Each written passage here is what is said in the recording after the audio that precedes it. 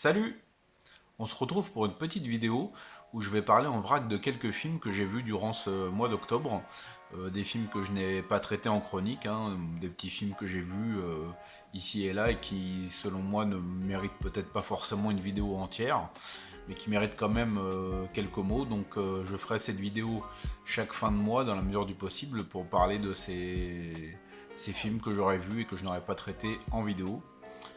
Donc voilà, une petite vidéo, ça fait beaucoup de vidéos.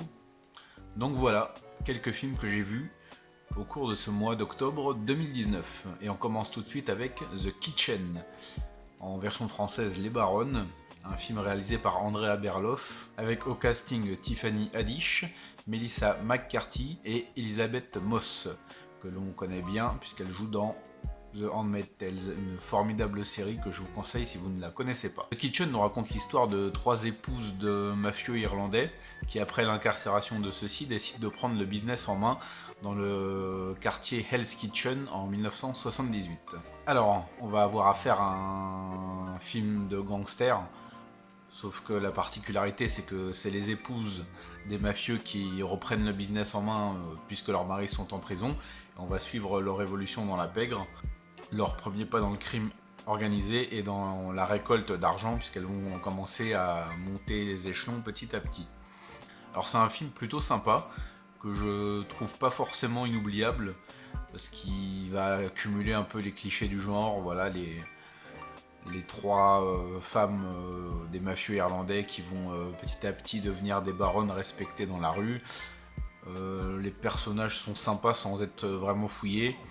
Elizabeth Moss va jouer une femme battue qui va commencer à reprendre sa vie en main une fois que son connard de mari sera en tôle.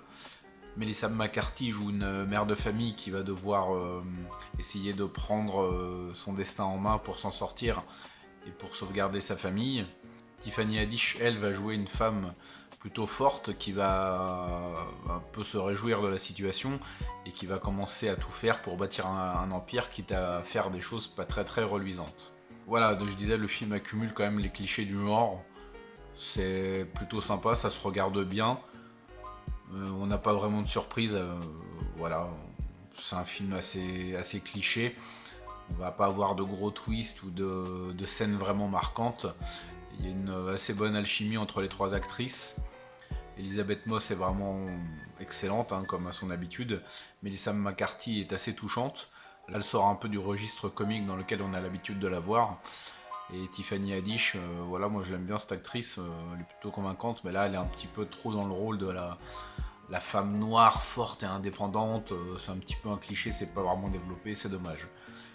Donc voilà, le film se suit plutôt bien, il est sans surprise, mais ça fait le café, c'est plutôt divertissant, c'est assez bien réalisé, et l'époque fin des années 70 est plutôt bien retranscrite. Donc si vous tombez dessus, pourquoi pas. C'est pas révolutionnaire, mais ça se regarde plutôt correctement.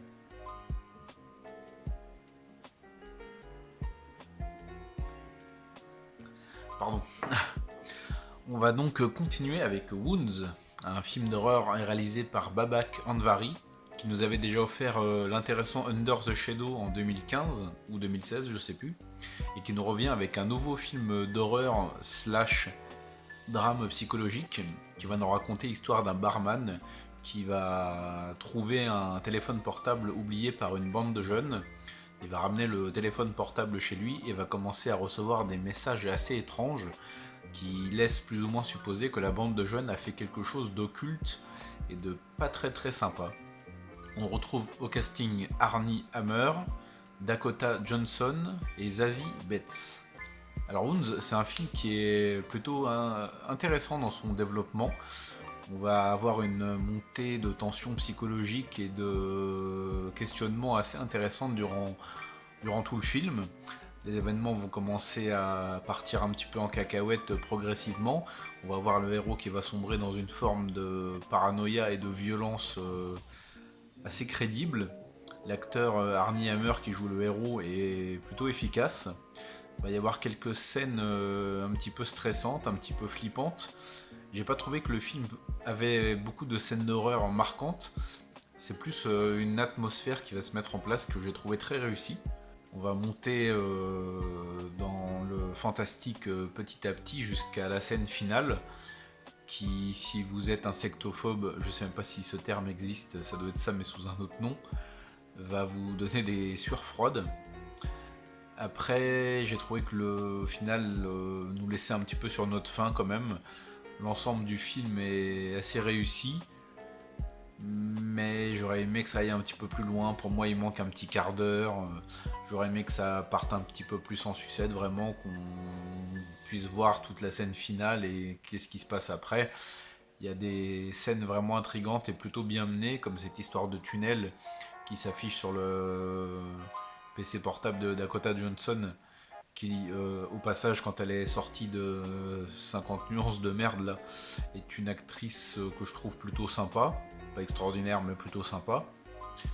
Et donc voilà, oui, Wounds, c'est un film d'horreur intéressant qui aurait mérité davantage de scènes et un bon quart d'heure de plus pour être vraiment marquant. Là, je suis resté un petit peu sur ma faim malgré un univers proposé plutôt sympa. Vigilante, un film réalisé par Sarah Dagar Nixon qui nous met en vedette la belle Olivia Wilde qui va nous parler d'une femme qui a subi les violences de son ex-mari et qui se met à son tour à aider des femmes victimes de compagnons ou d'époux violents. On se retrouve ici face à un drame psychologique très prenant. La réalisation est très sobre et permet aux actrices d'exprimer tout leur talent, ce qu'elles font sans retenue. Olivia Wilde est vraiment saisissante. Elle passe de crise d'angoisse et de tétanie à éclat de rire hystérique et nerveux. Le personnage est très fouillé. C'est vraiment un film prenant, assez minimaliste dans sa réalisation. La caméra va être au plus proche des actrices et va les suivre dans leur quotidien. Le film n'a pas vraiment de fil conducteur, c'est plus une espèce d'histoire de rédemption à travers l'aide qu'elle peut proposer à d'autres femmes qui ont été dans la situation dans laquelle elle s'est trouvée. On tombe pas du tout dans le féminisme à deux balles, ce que je craignais un petit peu. Et Vigilante, c'est un film qui mérite vraiment d'être vu. C'est un drame prenant et très réaliste, porté par une actrice vraiment à fond dans son rôle et très convaincante. Qu'est-ce qu'on a encore fait au bon Dieu? Je suis assez content, je l'avais loupé en salle et voilà, je l'ai trouvé en VOD, enfin. Donc voilà, qu'est-ce qu'on a fait au bon Dieu? La suite du succès phénoménal de Qu'est-ce qu'on a fait au bon Dieu, toujours réalisé par Philippe de Chauvron. On va continuer donc les aventures de la famille Verneuil et on va suivre cette fois-ci les 4 filles qui ont... Ouais, c'est ça, ouais. C'est ça, j'ai que ça à foutre.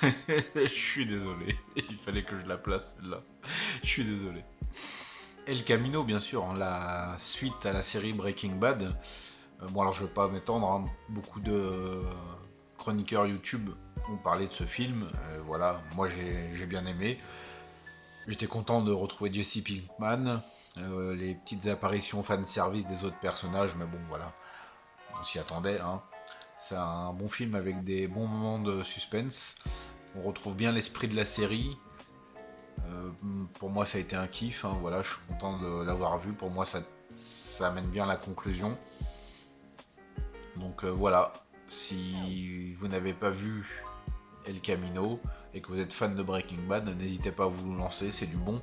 Si jamais vous n'avez pas vu Breaking Bad, bah allez-y, c'est une série incroyable et complètement dingue.